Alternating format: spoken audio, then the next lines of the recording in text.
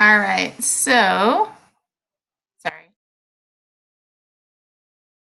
So I got so caught up when I was doing my live session a few minutes ago that I forgot to hit the record button. So those of you guys watching the recording will not have the interaction from the other students, but did want to get the rest of this information out to you so you had something to watch to get credit. So this week is week 5, and you have a lesson on the college scholarship application and then a lesson on focus notes. And then we did a team bonding activity, and I'll explain that to you. And then, as always, we have the Avid Toolbox available for you. Hide that real quick. All right, so tutorials number 1, I just want to remind everybody that if you haven't got your tutorial done, you do need to get that in. There are 3 tutorials this quarter. You can do those in a number of different ways. You can attend Ms. Salvatore's tutorial time on Wednesdays from 4 to 5 Mountain Standard Time, or on Fridays from 10 to 11 a.m. Or you can arrange to do your tutorial with at least 2 other classmates. You want to try and do it with as many as you possibly can. There is a link on the school's instructional calendar, and you can access that by clicking on the link here in the PowerPoint I'll send out to you. Or if you go to the school's website and under resources, you click on the tab that says resources, and then you click on student resources, and the home page of that is the instructional calendar, and you can scroll through there and find the different events, and then click on her tutorial time, and that'll get you in. Also, I know a couple of you did this week, but if you ever have a conflict where you can't attend our live session on Tuesdays at 10:30, then you can always attend the other live session, and I believe that's on Mondays at 10. And there's a link to it on the instructional calendar. So as far as tutorials go, you need to find something that you have a question on in one of your lessons.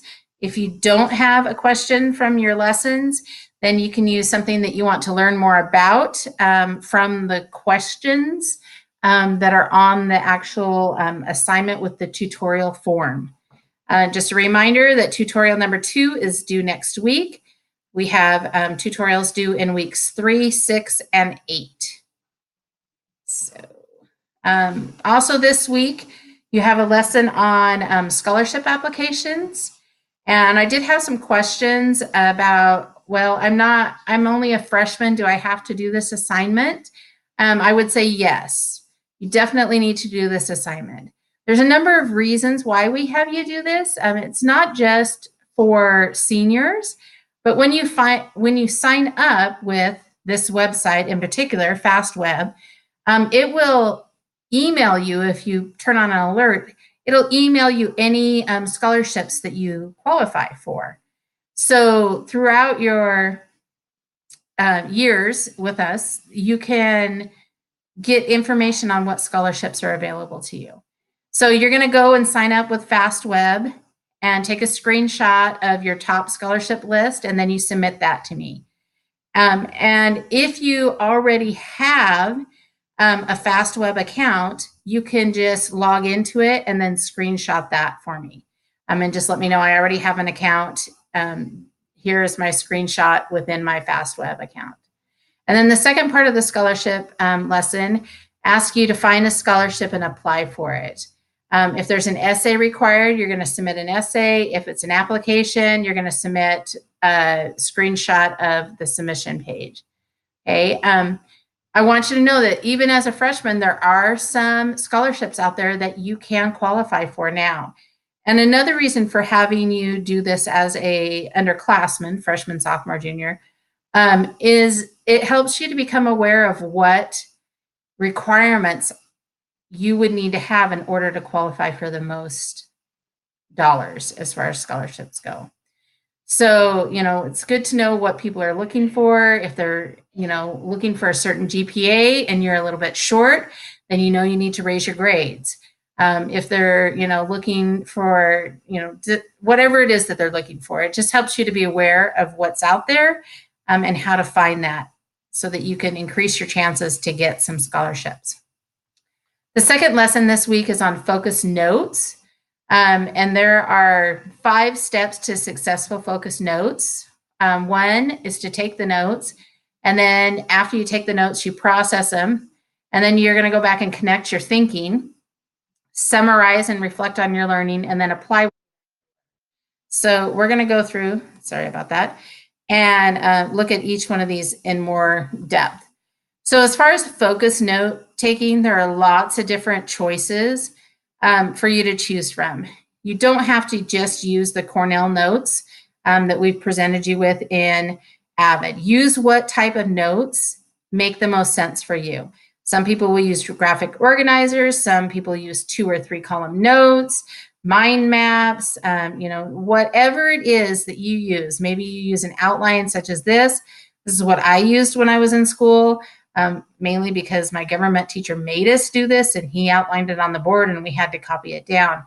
But the main thing is to take notes. So in the live session, the question was, do we have to use one of these that's on the screen? No, you do not. If you have a type of notes taking that you currently do that works for you, go ahead and use that for the assignment with this lesson. We're just providing you with options so you can see that there's more than one way to take notes. So the next part of taking notes is processing and connecting your notes. Okay, so in the processing step, and this is what I'm going to be looking for. So no matter how you took your initial notes, I'm going to be looking for your revisions. Are you underlining things? Are you highlighting things? Did you circle things? Did you cross out things? Did you put questions on there? What are you doing to process those notes? Because we all know that as we're taking notes, we know what they're saying. But if you go back and look at them, even, a half an hour later, day later, sometimes you're like, what on earth was I meaning by this? And so that would be a processing step, questioning it. What is this? Still don't understand this. And then the third phase is connecting your thinking. So thinking beyond your notes. It's when you add things to your notes, like making connections. Like I already knew that this was this way, but now I understand it more in depth because I can make this connection.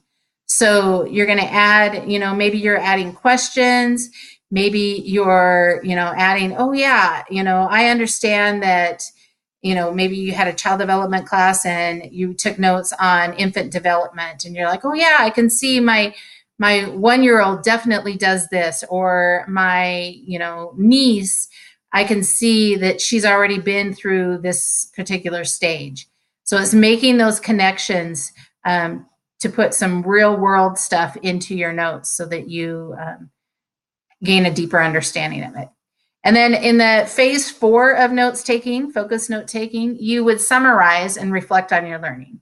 So summarizing, like, what have you learned? That's that paragraph at the very end that has the key points that kind of ties it all together and answers the essential questions, that your lesson was about. And then you reflect, how is it going to be useful? What could you do with that information that you just gained by taking your notes? So the final step would be to apply it. So if you took notes in your English class, using those notes on your test, that would be applying the notes and using them for their intended purpose. So you're going to be doing a focus notes practice. You're going to choose a type of notes. It does not have to be one of the examples that we've given you. It can be whatever works for you. And then you're going to take notes on the Project Doug article, process your notes, reflect on your thinking, and you'll submit that. If you have questions, you can always shoot them to me or even throw them out in Hangouts.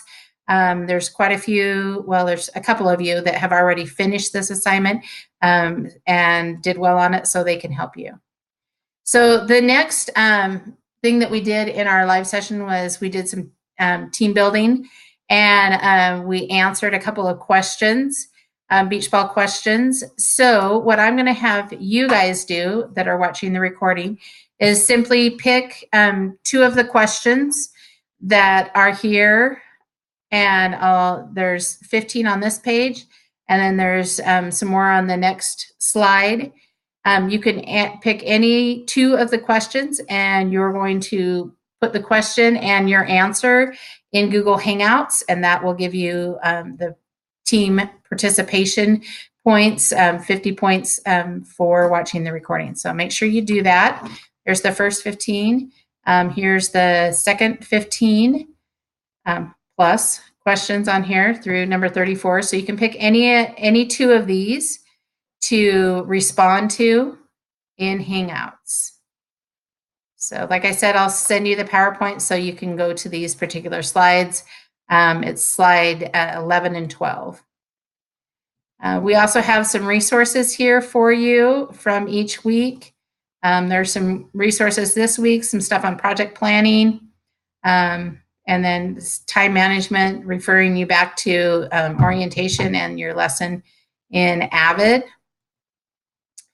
And then as far as the recording goes, those of you watching the recording, you do need to submit your 2-paragraph summary of the recording information, and then answer your answers to the 2 questions from the beach ball activity.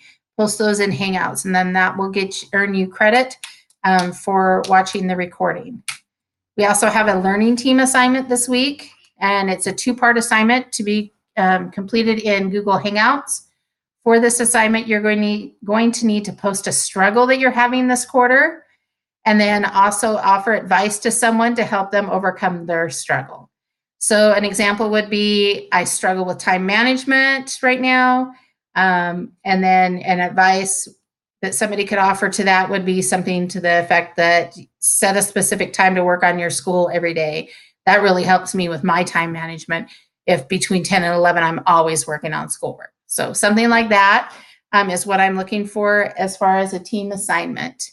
If you have any questions, please shoot me an email, and that concludes this recording. Have a good one.